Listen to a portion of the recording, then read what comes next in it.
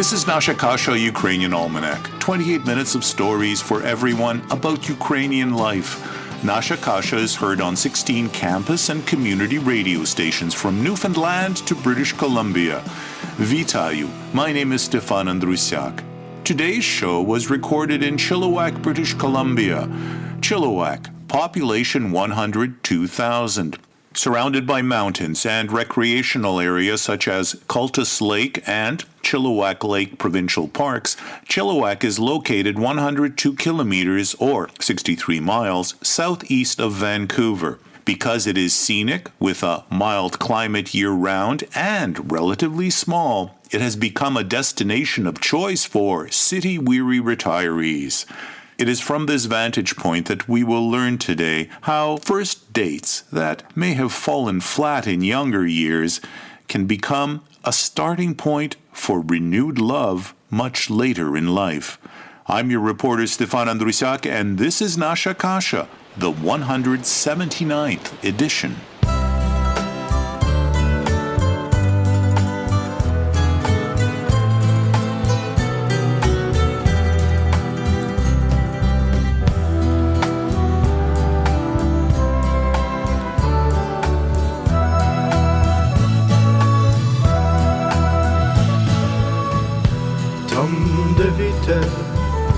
Лайну свіще над гаями, там літала голубівна над гаями, там літала голубівна, бурхотіла, поки знайшла свою дорогу, полетіла, поки знайшла свою дорогу, де не втече. Десь її на тій дорозі голуб кличе.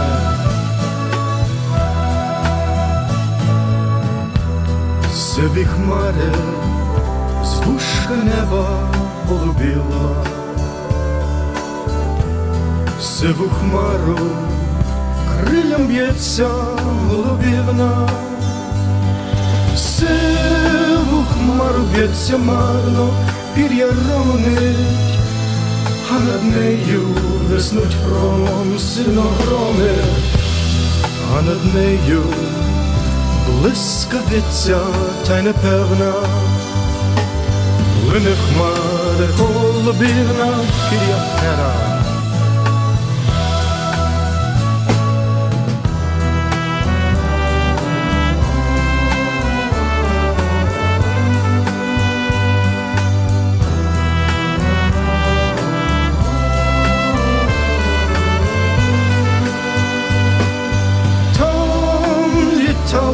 Голубівна бурхотіла, поки знайшла свою дорогу, полетіла, там десь їй на тій дорозі гніздо вбите, сином пахне, крила склала, вгору вбитись.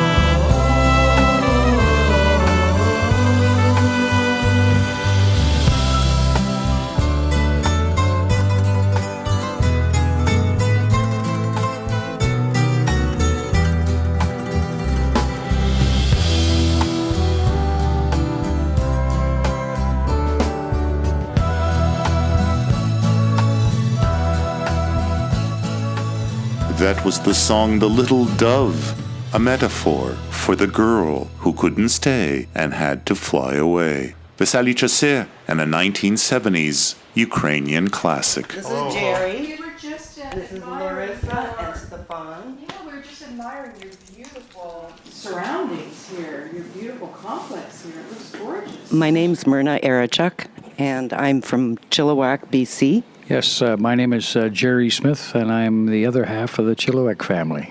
My father was born in Edinburgh. When he was about 18 years old, he immigrated to Canada and brought his younger brother, who was 9, The rest of the family went to New Zealand. My mother was born in Canada. Her parents came in from, where was it? Scandinavian country, now that I think about it, yes. And that goes back many years, of course. Are you in touch with your New Zealand family? No, I believe the bulk of them are passed on by now. My dad, when I said he first came over, I thought he was about 27, if now I go back.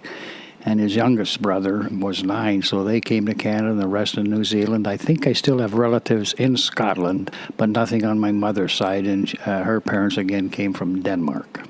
So where did they settle, and where did you come into the picture? I was born in Calgary, Alberta, many years ago, of course. My dad was a machinist by trade, and he found his first job in Nobleford, Alberta, southeast of Calgary, near Lethbridge, I think it is now, back in the 40s for about 8 years, and then he moved to Calgary and started his own business in Calgary at that time. And your mom? My mother was a housewife, grew up on the farm with her parents in Didsbury, Alberta, which is just north of Calgary. Spent many years there and met my dad, I think through family or sorts of hers, and married my mom, Stella. He was probably about 25 to 27 years older than my mom when they married. So, sisters, brothers? I have one brother living in sometimes Calgary and sometimes in Mexico. I have relatives in Canada, and I think I still have some in Scotland, but I've never kept in touch with them. And yourself, your family roots? My family came from Ukraine. My grandmother and grandfather came from Maklashu, which is by Lviv, and at that time it was Poland. My mother was born there. My dad comes from Chernivtsi, Strelyatsky Kut.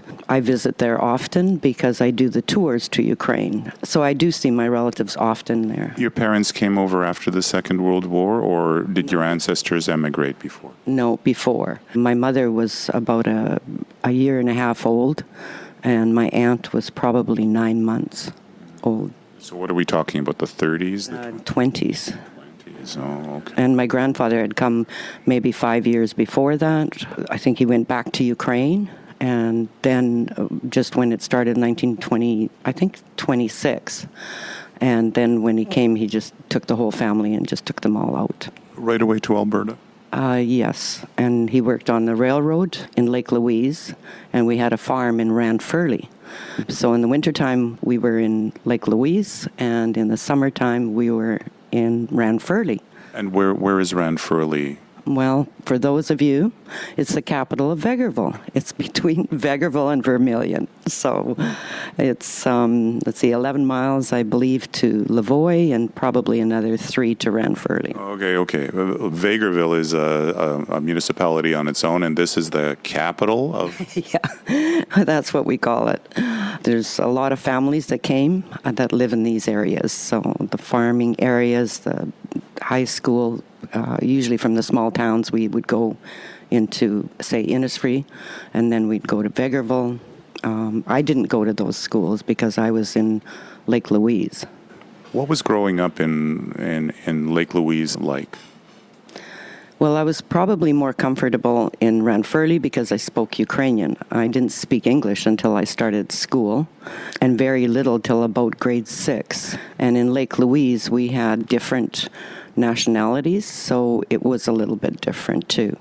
Scottish, Japanese, us as Ukrainians. There were a number of them, and they were all working at the railroad, like my grandfather. Did your Scottish heritage influence the way you were brought up? I think a lot of the heritage I got from my dad especially was he grew up in a very strict family, and I think that's what my brother and myself went through. There were rules, and you followed the rules.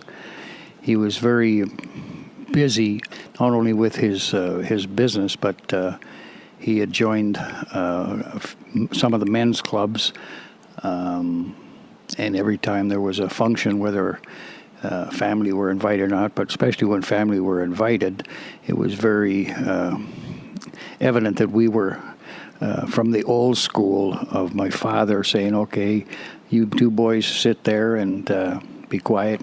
strict family upbringing? Yes, my grandparents raised both my sister and I, so we went to church. We did what we were, again, told what, you had to behave. And you couldn't sort of be out of line. You always had to be a lady. And So what was the best part in your youth?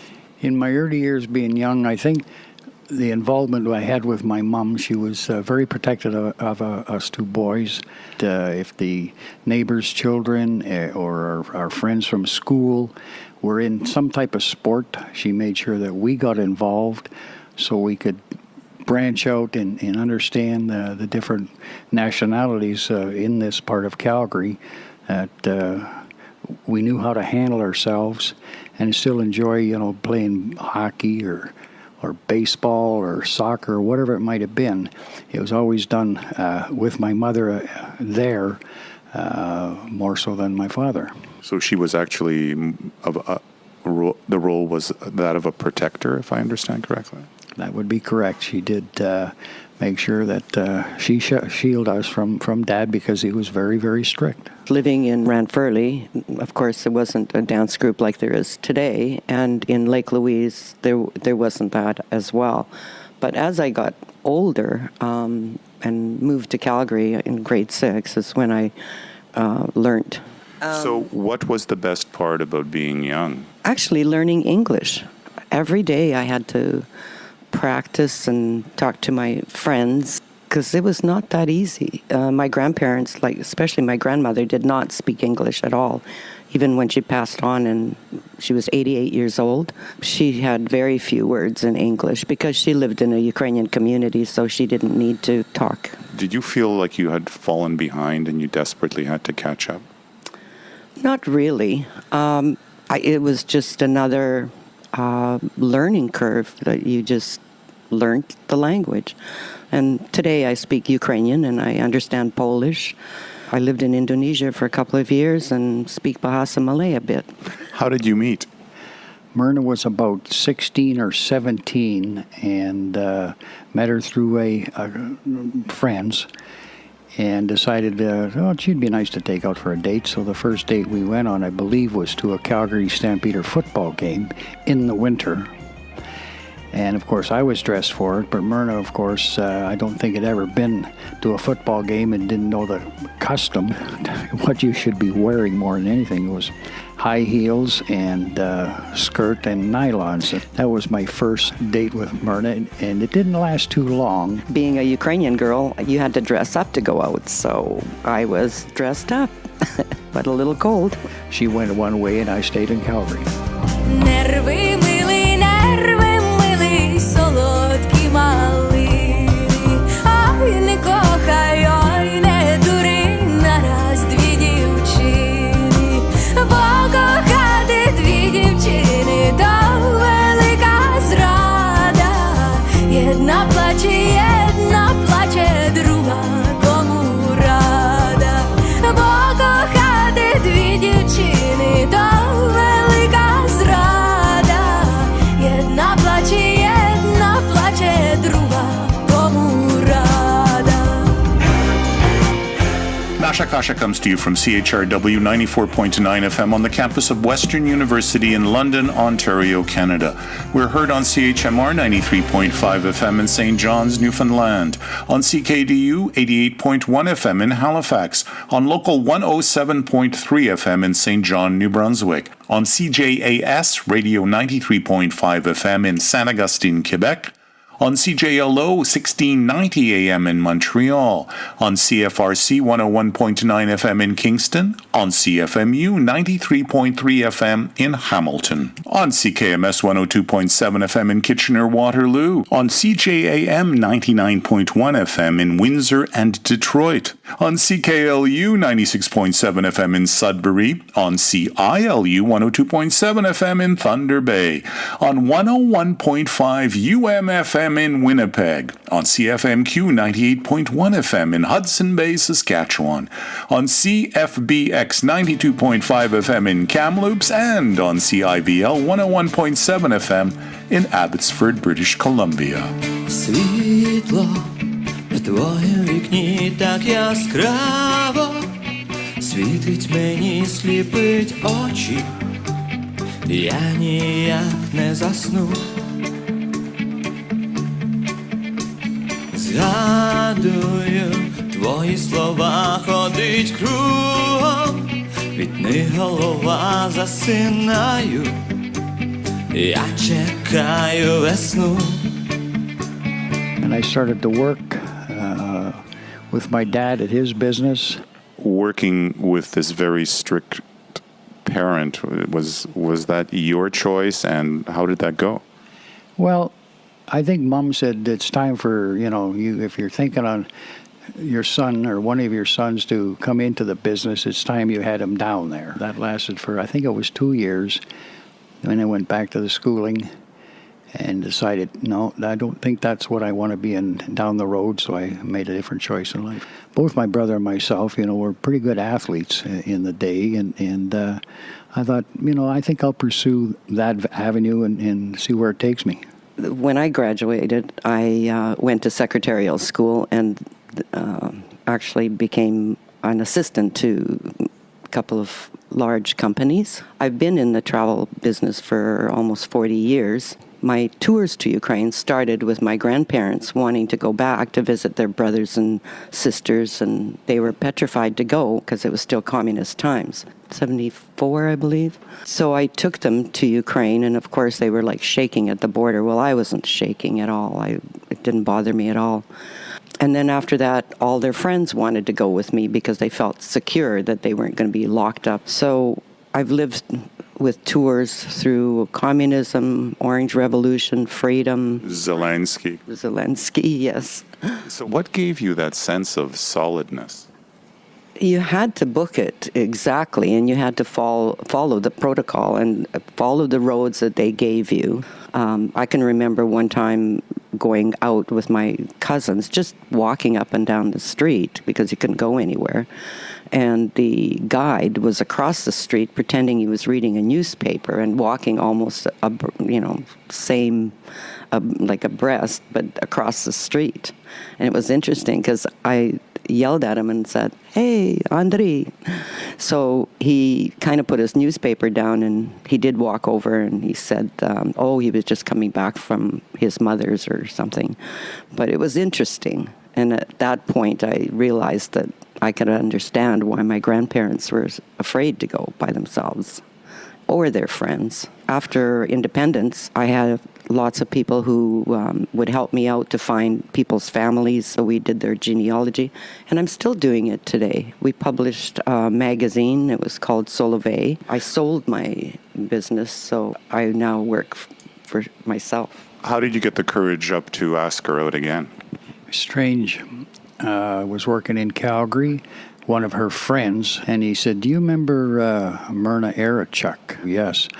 I said, but, I wouldn't know her if she walked in front of me.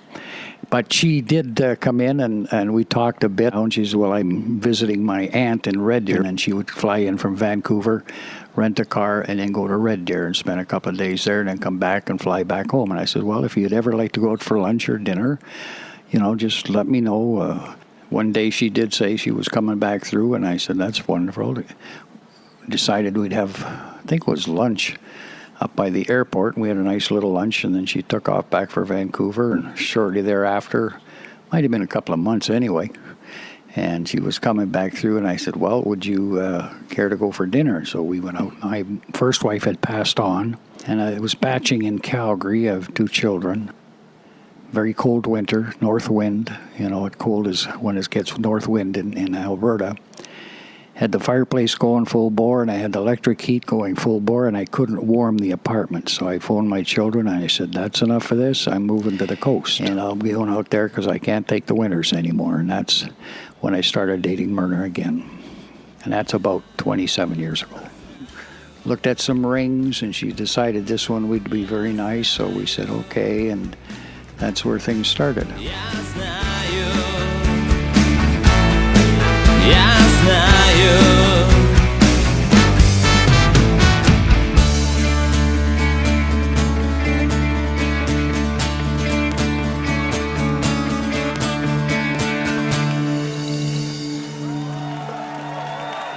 So you You know, but you're not going to say how he proposed. Yes, in Bangkok. This was it. On one knee, and it was good. And you said yes right away? Yes. Because we're comfortable with each other, I guess. My children love Myrna for sure.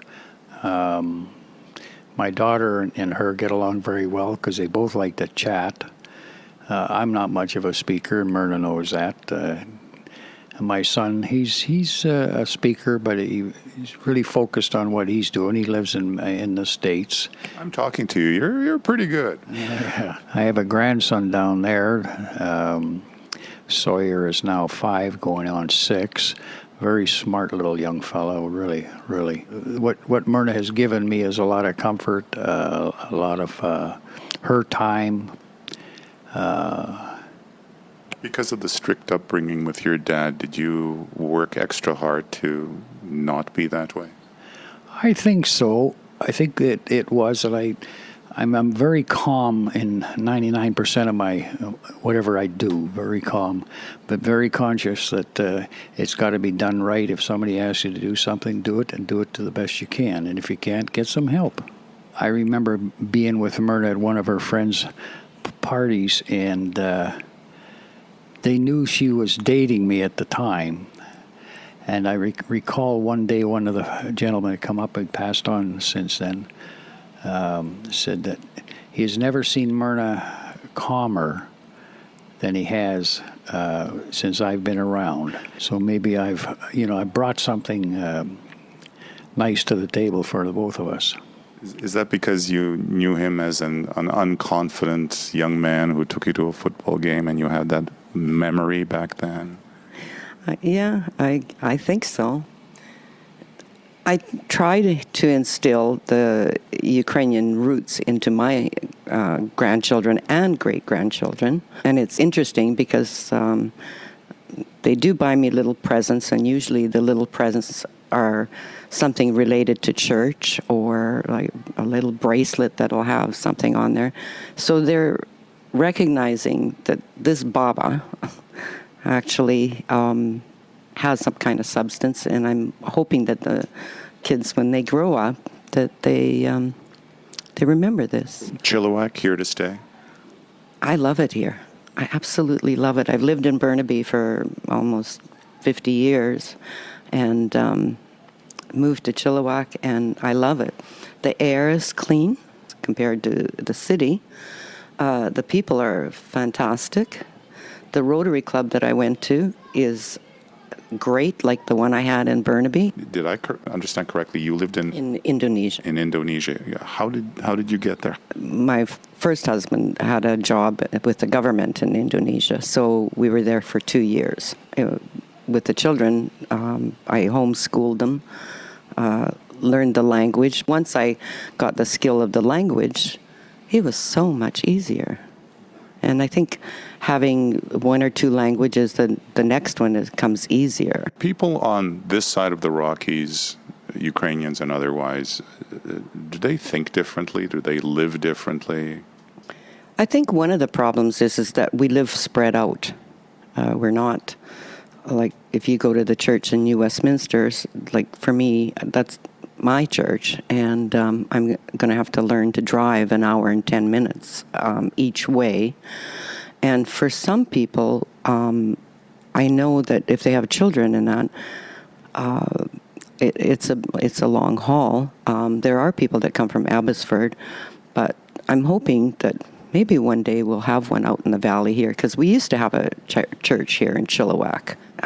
Now, today, I still do tours. I still work on projects, the Orphans in Ukraine, with the Rotary Club of Chilliwack, which I'm going to be joining when I get back from Ukraine.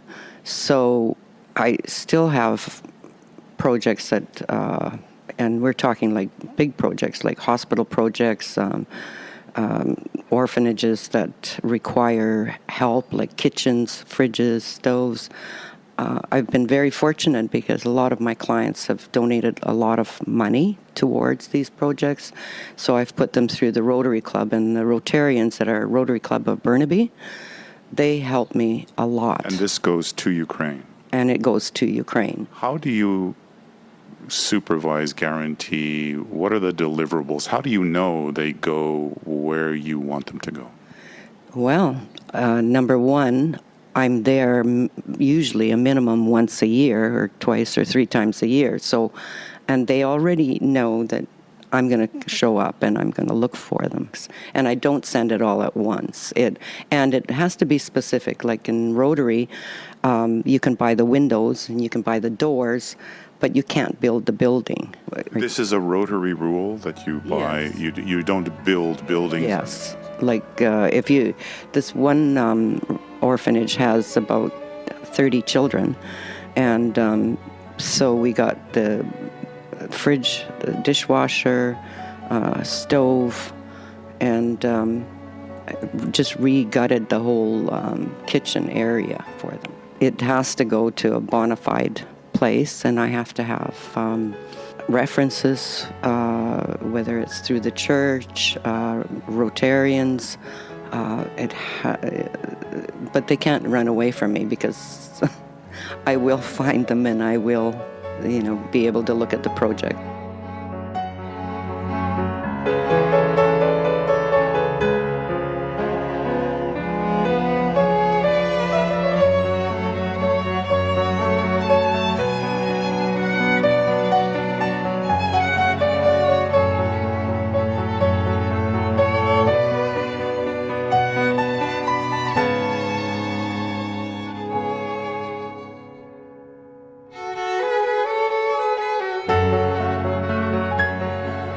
We did move 7 different times when I first moved out to the coast.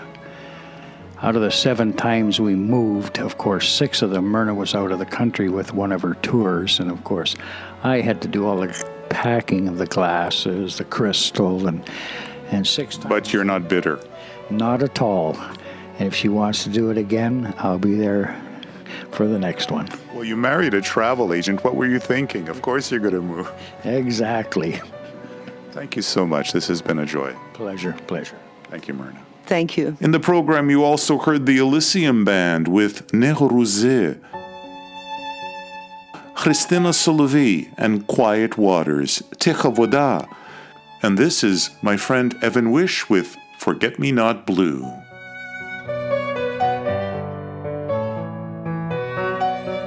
Nasha Kasha is also a podcast. Partial funding for Nasha Kasha comes from the Taras Shevchenko Foundation. До милої зустрічі за тиждень часу, дорогі слухачі.